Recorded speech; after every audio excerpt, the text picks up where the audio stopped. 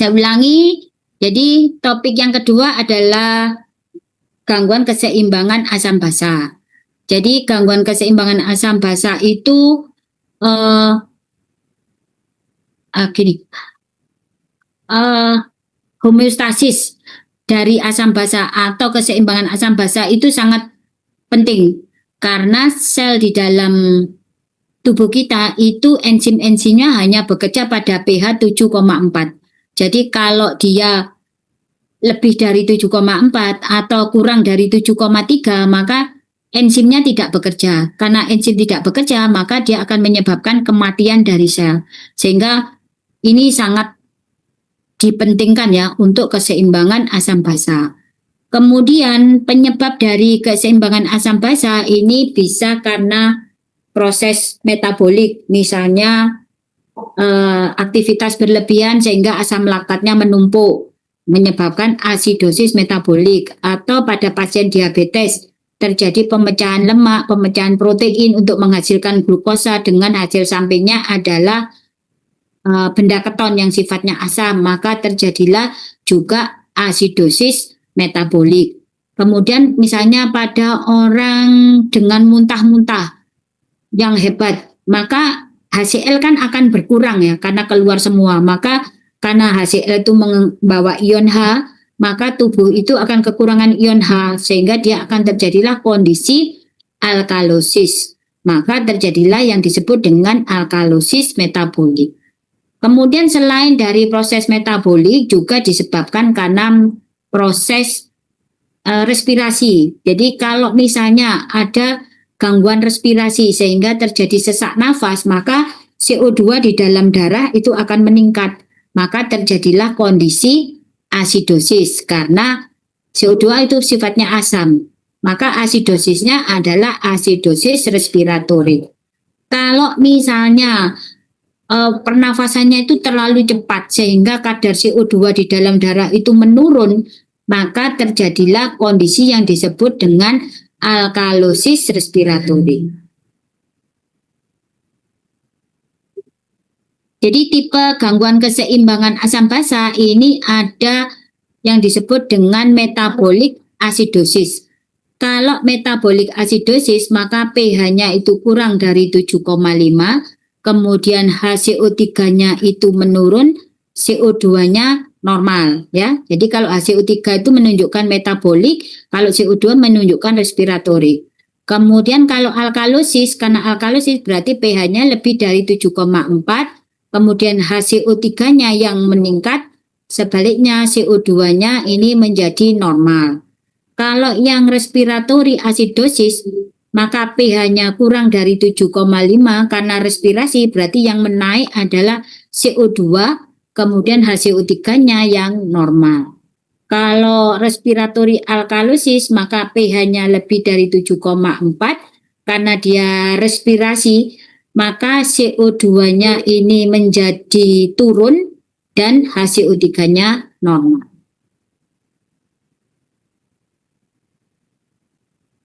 Berikutnya adalah sistem buffer pada saat tubuh kita mengalami gangguan keseimbangan asam basa. Jadi ada organ-organ yang berperan untuk menyebabkan terjadinya proses keseimbangan asam basa. Yang pertama adalah di dalam darah itu sendiri. Jadi apabila ada gangguan keseimbangan asam basa, maka dalam waktu beberapa detik ya adanya perubahan bahan terlarut di dalam darah, misalnya CO2, kemudian metabolit tadi itu kan akan diterima oleh yang disebut dengan kemoreseptor ya, yang ada di dalam pembuluh darah, terutama di sinus aorta dan di karotis, arteri karotis. Maka akan terjadi proses homeostasis ya. Maka kalau misalnya terjadi kondisi asidosis di mana ion H-nya itu menjadi berlebih di dalam darah, maka ion H ini nanti akan terikat oleh Hb, itu yang pertama, menjadi HHB, sehingga ion H yang ada di dalam cairan plasma darah itu nanti kan akan dibawa masuk ke eritrosit karena dia berikatan dengan Hb.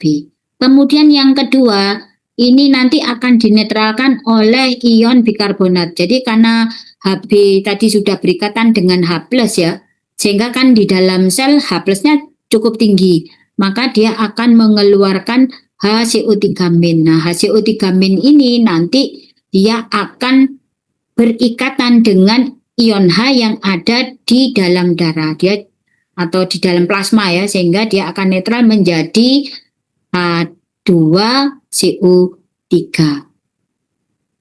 Kemudian bisa juga dia berikatan dengan protein, ya, ion H tadi, maka dia akan menjadi H protein sehingga menjadi lebih netral.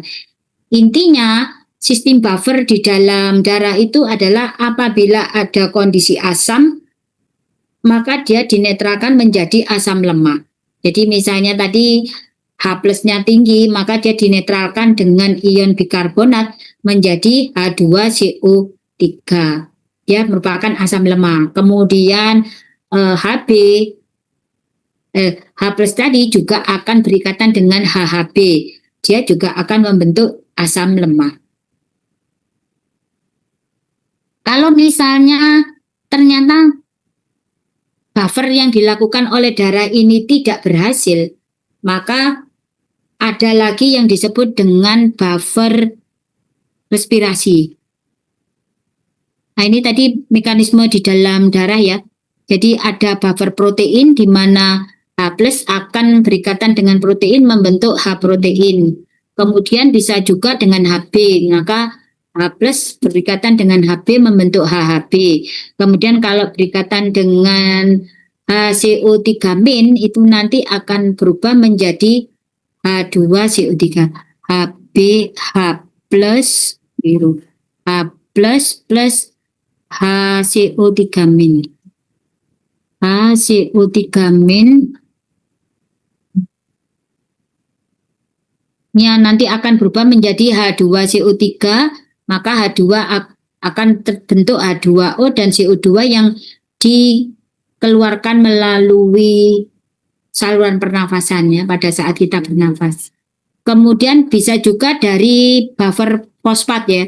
Jadi H plus dari ion H ini nanti akan berikatan dengan HPO4 menjadi NaH2PO4 plus NaCl, ya.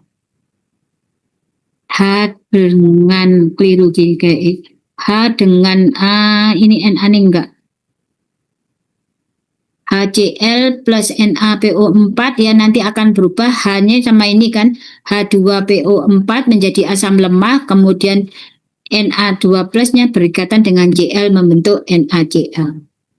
Kemudian kalau NaOH basa kuat ditambah dengan NaH2PO4, ini nanti akan berubah menjadi NaH2PO4 NaHPO4 2- ditambah H2O, ya, H2O. Jadi Na2HPO4 ini ini adalah asam lemak. Kemudian kalau bikarbonat ini NaHCO3- plus HCl juga menjadi H2CO3, kemudian H2CO3 dan NaOH kalau basa kuat ini berubah menjadi HCO3- dan H2. Itu adalah mekanisme yang dilakukan oleh darah atau buffer darah. Nah, kalau misalnya buffer darah itu tidak berhasil, maka berikutnya yang melakukan adalah buffer respirasi. Jadi misalnya dalam kondisi asidosis di mana pH darahnya itu berkurang, maka dia akan merangsang pusat pernafasan sehingga respiratory rate-nya akan meningkat, maka pengeluaran CO2 menjadi berlebih kan karena respirasinya meningkat, otomatis nanti kadar CO2-nya di dalam darah akan menurun, kemudian H2CO3-nya juga menurun sehingga pH akan kembali naik. Sebaliknya, kalau misalnya dalam kondisi alkalosis di mana pH-nya itu tinggi, maka dia justru akan menekan pusat pernafasan. Karena pusat pernafasannya ditekan, otomatis CO2 di dalam darah tidak bisa dikeluarkan. Jadi kadarnya dia akan meningkat sehingga HCO3- di dalam darah itu akan meningkat, maka pH-nya akan kembali turun. Kalau misalnya buffer dari sistem respirasi itu gagal juga, maka yang bekerja adalah buffer dari sistem di ginjal. Jadi prinsip kerja dari buffer di ginjal itu adalah kalau dalam kondisi asidosis dia mengeluarkan asam menyerap basa, tetapi kalau dalam kondisi alkalosis maka dia menyerap asam membuang basa, ya.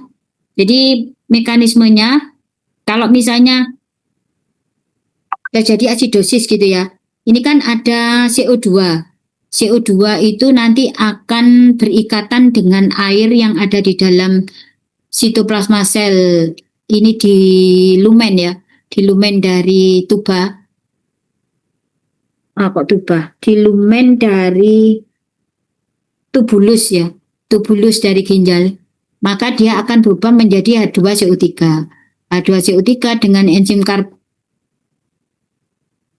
karbonik anhidrase dia akan berubah menjadi H+ dan HCO3-.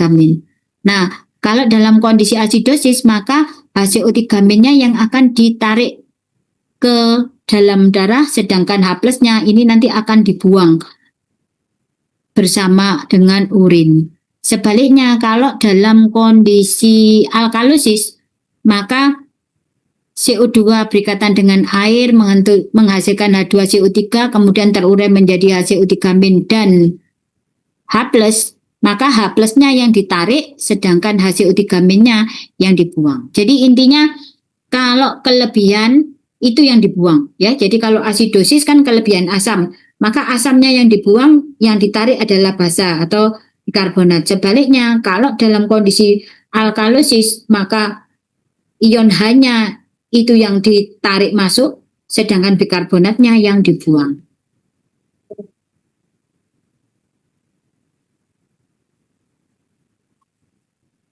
Jadi sudah ion hidrogen. Kemudian selain ion hidrogen juga ada amonium ya. Jadi metabolisme protein di hepar itu nanti kan akan menghasilkan glutamin. Nah, metabolit glutamin tadi itu masuk ke ginjal, kemudian pada saat di tubulus, glutamin ini akan masuk ke sel di epitel tubulus, dia akan diubah menjadi glutamin ini nanti akan dipecah menjadi amonia NH4 dan HCO3-. Nah, kalau amonia itu kan sifatnya asam ya, maka NH4 ini nanti akan dikeluarkan bersama urin, sedangkan HCO3-nya akan dibawa masuk ke dalam darah.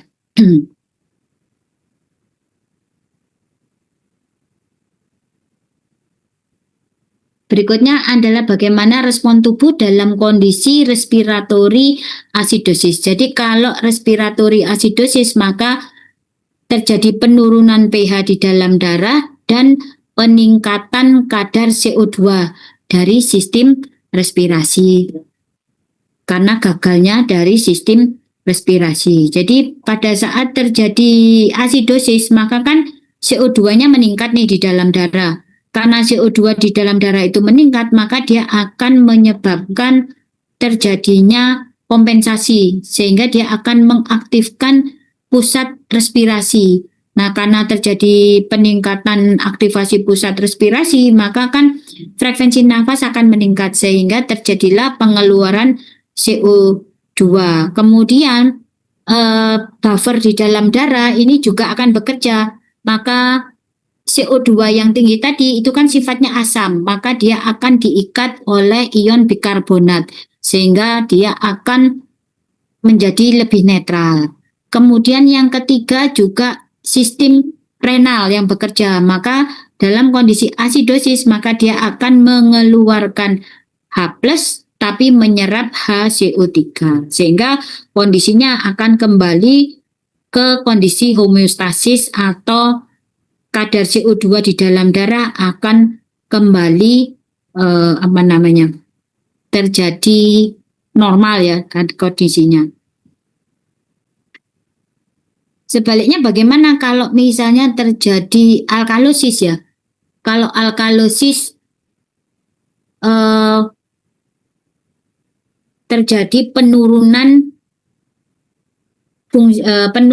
kadar CO2 dalam darah. Nah, kalau misalnya terjadi penurunan kadar CO2 di dalam darah, maka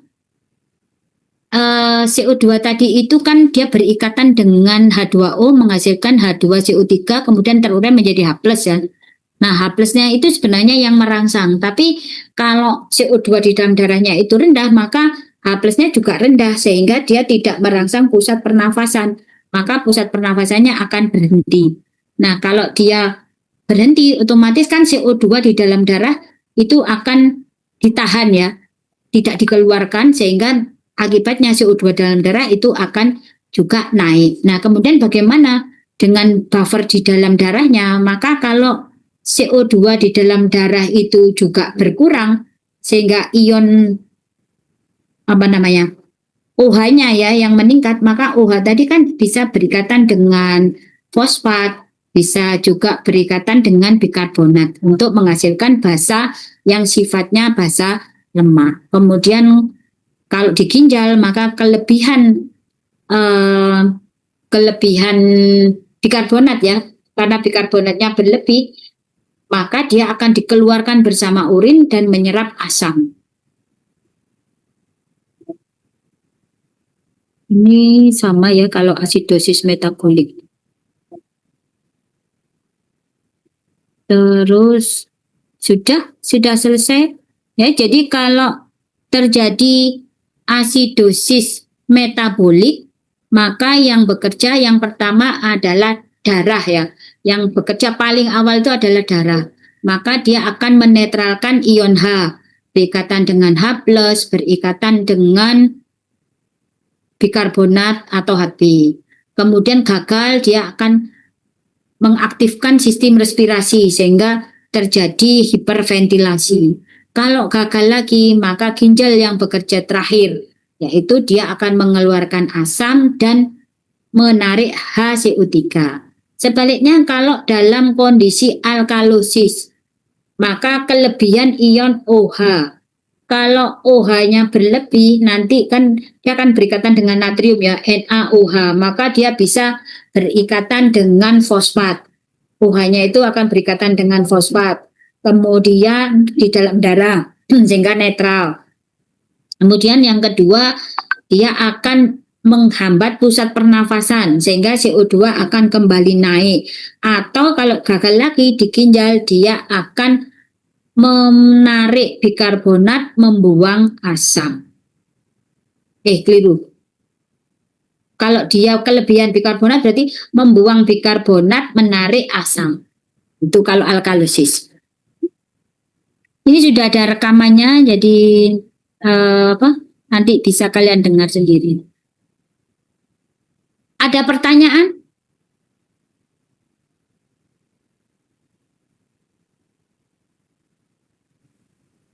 Sepertinya tidak ada, dokter.